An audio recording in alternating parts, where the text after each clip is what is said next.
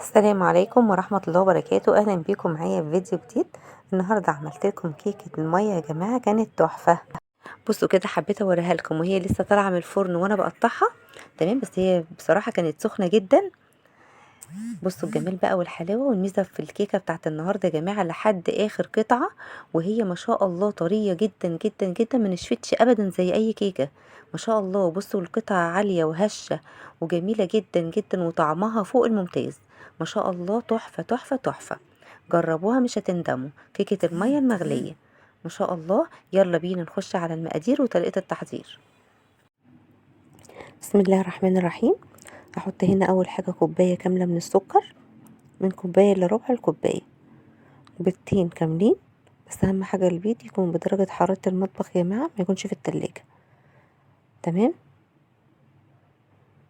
زي ما انتوا شايفين كده.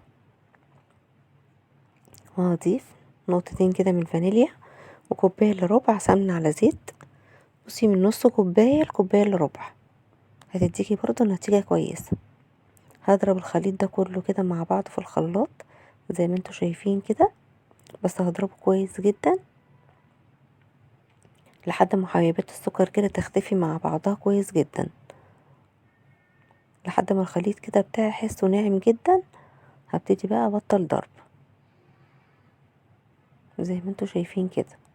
اهم حاجه المكونات اللي انا هستخدمها النهارده، الكوبايه قصدي اللي انا هستخدمها في جميع المكونات اللي انا هحطها في الكيكه. زي ما انتوا شايفين كده. كده خلاص ضربتهم كويس جدا. هفضي المكونات دي كلها كده في البوله. تمام، وانضف الخلاط بتاعي كويس جدا عشان المكونات تبقى متناسقه مع بعضها، مسيبش حاجه في الخلاط خالص. وهنا هحط معلقه وربع كده من الخل. هو الخل يا جماعه بيخلي الكيكه بيضه من جوه، ما بيخليهاش تبقى فيها حبيبات سودا كده. ودول كوبايتين كاملين من الدقيق. الكوبايه يا جماعه اللي انا عايرت بيها السكر والسمنه. تمام، هنزلهم كلهم كده دفعه واحده. وهنا هحط معلقتين كبار هرمين من النشا، وذره من الملح، منساهاش دي اهم حاجه عشان تعادل الطعم. وهنا ده كيس بيكنج باودر كامل. هقلب بقى المكونات بتاعتي دي كلها كده مع بعض. هبص الاقي المكونات دي كلها تقلت في ايديا. ليه؟ عشان انا كده كده مش ضايفه اي سوائل ولا لبن ولا ميه ولا اي حاجه. تمام، شلت المضرب عشان كان تقيل في الوصفه، مش هيلفها معايا. اللي لفها معايا المعلقه السيليكون. تمام، هلفهم كده مع بعض لحد ما الدقيق والبيكنج باودر وكل المكونات اللي انا حطاها تختفي زي ما انتوا شايفين كده.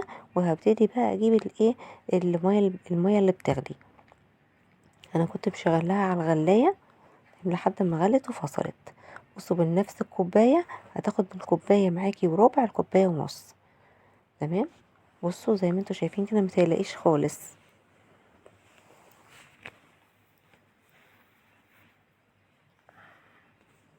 هبتدي بقى بشويش كده وبالراحه احرك المضرب فيها الاول بالراحه، وبعدين اشتغل فيها عادي.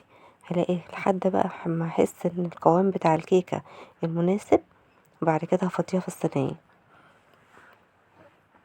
بصوا كل ما بقلب فيها كده،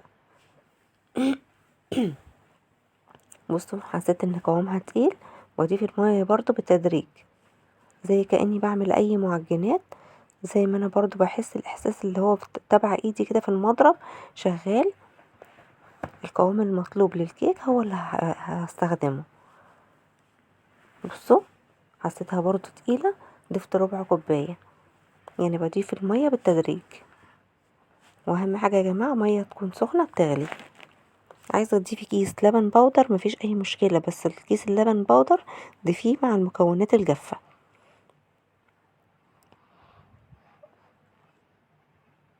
شايفين؟ ببتدي اقلب كده زي ما انتوا شايفين، وبكون محضرة معايا صينية ومبطناها بالدقيق كده، دهنها بالزيت ومبطناها بالدقيق زي ما انتوا شايفين. هنزل بقى بمسحوق اللي انا عملته ده كله وبالخليط ده كله دفعة واحدة كده، واديه خبطتين كده على الرخامة قبل ما ادخله الفرن. وادخله الفرن على درجة حرارة 180 في الرف الاوسط. بصوا كده، قعدت في الفرن حوالي تلت ساعة. اول ما ابتدت تحمر من تحت، شغلت عليها الشواية من فوق زي ما انتوا شايفين كده يا جماعة. كانت الوصفة تحفة تحفة تحفة. بصوا الجمال. ما تستعجليش عليها في الفرن، هي بتاخد وقت شوية، بس بصراحة النتيجة كانت روعة يا جماعة. الكيكة فيها رطوبة غير طبيعية، رطبة جدا جدا جدا، وطرية من جوه كده، واخدة طبقة مقرمشة من فوق، ولا كأنك عاملاها بالمية أبدا. وبعدين المية المغلية احنا عارفين ان هي لما بتنزل على اي حاجة فيها خميرة بتفقد خمرها. بس سبحان الله، شايفين؟ شوفوا دلوقتي العلو بتاعها قد ايه بعد ما طلعت من الفرن. بصراحة النتيجة خيال. يعني لو ما عندكيش لبن مش هتغلبي ان انت تعملي سنة كيكة لولادك يفطروا بيها او يتعشوا بيها. ما شاء الله، النتيجة تحفة قوي. بصوا، حبيت اوريها لكم كده. بصوا هي كانت لسه سخنة قوي، يعني لسه طالعة من الفرن، بس انا برضو حبيت اوريها لكم اول ما طلعت. بصوا الجمال، بصوا الارتفاع بتاعها قد ايه. بصوا كلها سوا واحد. وعلى فكرة يا جماعة، الصينية بتاعتك طالما مستوية، الكيكية بتاعتك هتطلع مستوية كده كلها سمك واحد. تمام. العيب بيبقى ساعات في الفرن او في الشبكة بتاعتك بتبقى مايلة. شايفين الكيكة كلها سوا واحد؟ ليه؟ لان الصينية بتاعتي مستوية والشبكة بتاعت الفرن عندي مستوية.